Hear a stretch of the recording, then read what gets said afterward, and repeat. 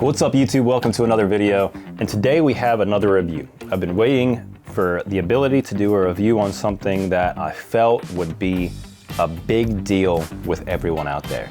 So today we have the Peak Solace Pro.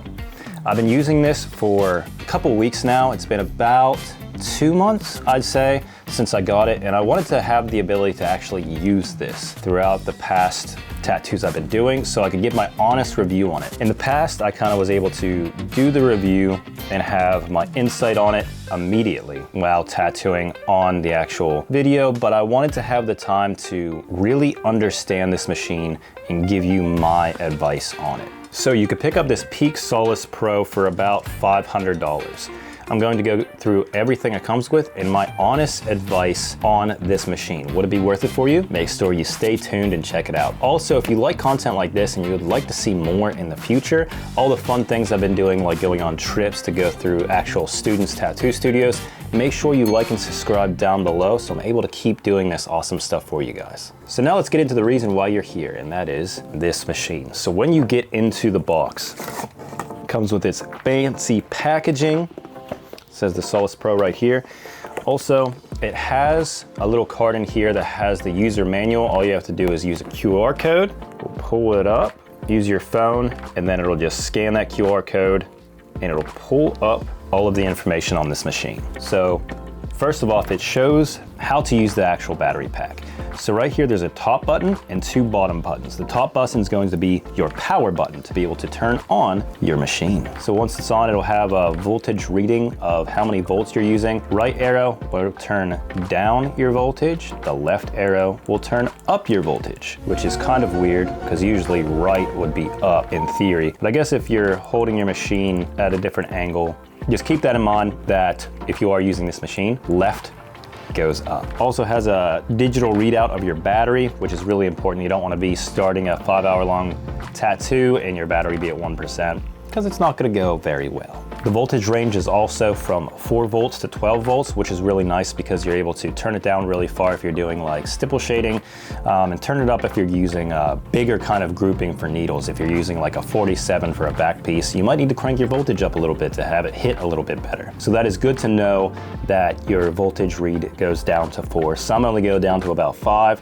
I like to have my voltage down as low as possible for stipple shading and things like that. So that is the basics that you need to know before jumping into this machine. Now I'll go over all of the things that is included. So obviously you have your battery pack, and it comes with 3 different attachments for the bottom of your machine. So let's say you don't want to use this battery pack. All you'd have to do is unscrew it, and it does screw in. It's not just a pull off where it's magnetized. It unscrews. You could just add your different attachments onto it right here, like that.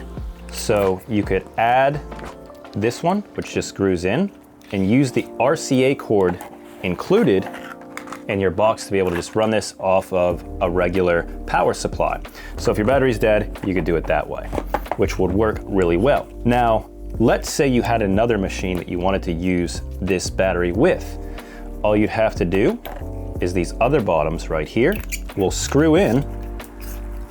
So now you have an RCA battery that you could use on an Injecta or another machine with this RCA hookup. As well as just getting a machine to itself, you have the ability to use this battery on other machines too, which is really cool. So those are all of the things that come in the box. Now let's get into the nitty-gritty of the actual tattoo machine. So this does have an adjustable stroke. You could turn it down to 2.4 strokes, or you could turn it up to 4.2. All you need to do is hold your machine like this and turn it to be able to make it change the strokes. Now I've tattooed with this machine quite a bit, and I will say that it is a very well working machine. I've used quite a bit of machines on the market, and this one definitely does hold up. For it being a little bit cheaper in price point and definitely more affordable, it does pack a punch. You're able to push in 9s, 11 round liners, which I use Black Claw all the time, so they're very big needle groupings. It works really well for that. Also, I like that the buttons on top are very easily readable. The display is bright enough to where if I have a bag over top of it, you could still be able to see it very well through the bag. So I wrap all my machines up, so it is really important that I have a display that's easily readable through that.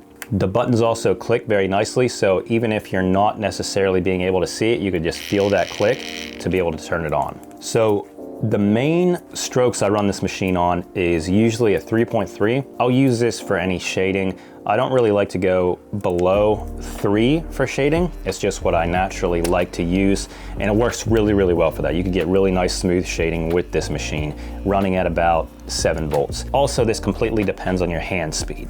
My hand speed's a little bit faster, so don't just try to get this machine and copy my voltage completely, because it is 100% depending on how you use your machine, how quick your hand speed is, and then you match your voltage to that. And then when I do my lining, it's very easy just to click that up to 4.2, and then I'm able to push really thick liners with this machine with ease.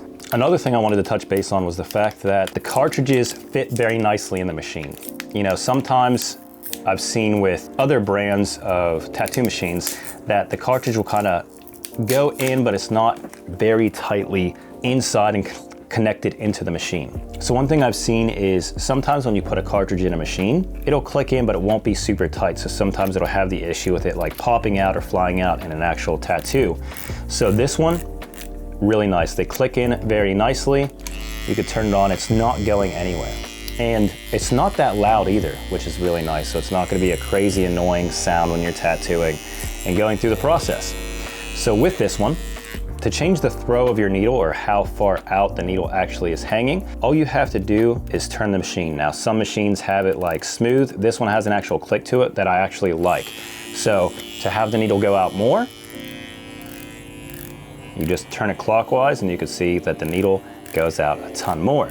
To turn it back, go counterclockwise and it'll set the needle back in. So when your machine is wrapped completely, you're still able to do this with no problem, which I really do like. And for the weight and everything, this machine fits very nicely in your hand. It's not something that's going to wear you out halfway through the tattoo. The balance point on this machine is really nice. It's almost right in the middle with that battery on. So you could just very naturally just kind of have it in your hand. It's not too long to where it's awkward either.